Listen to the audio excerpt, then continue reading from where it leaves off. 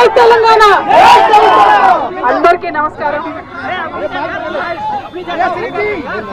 5.5 నెలల తర్వాత మీ అందరినీ కలవడం చాలా సంతోషం. ఇవాళ ఇక్కడికి వచ్చినటువంటి టిఆర్ఎస్ పార్టీ కార్యకర్తలకు అందరికీ మీడియా మిత్రులకు హృదయపూర్వకంగా నమస్కారాలు.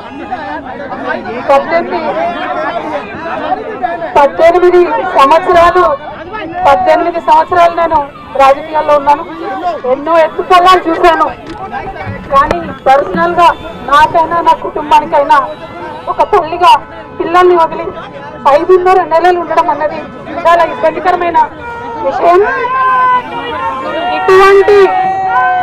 ఇటువంటి ఇబ్బందులకు నన్ను నా కుటుంబాన్ని సాల్వ్ చేసిన వారికి తప్పకుండా వడ్డీ సమేతంగా చెల్లిస్తాం. సమయం వస్తుంది, పద్ధతిలో చెల్లిస్తాం. అదేవిధంగా ఇటువంటి కష్ట సమయంలో నాకు మా కుటుంబానికి తోడు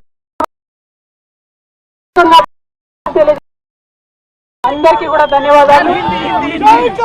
आप सभी को मेरा धन्यवाद.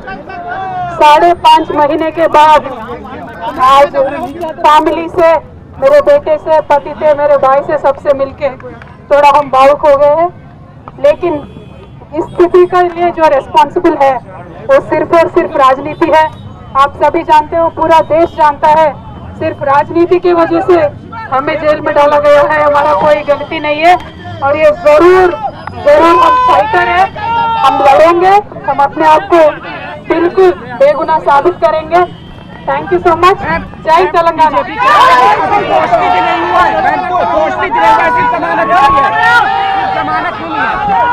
ఎవరి గురించి చెప్పే అవసరం లేదు.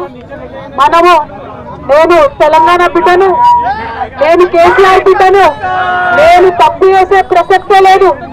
నేను మొండిదాన్ని, మంచిదాన్ని. అనవసరంగా జైలుకు పంపి నన్ను జగమండిని చేసిండు.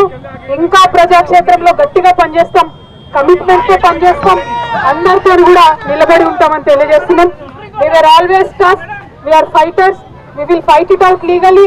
We will fight it out politically. We were always tough. By sending us to jail illegally, they only made BRS and KCR's team unbreakable. Thank you.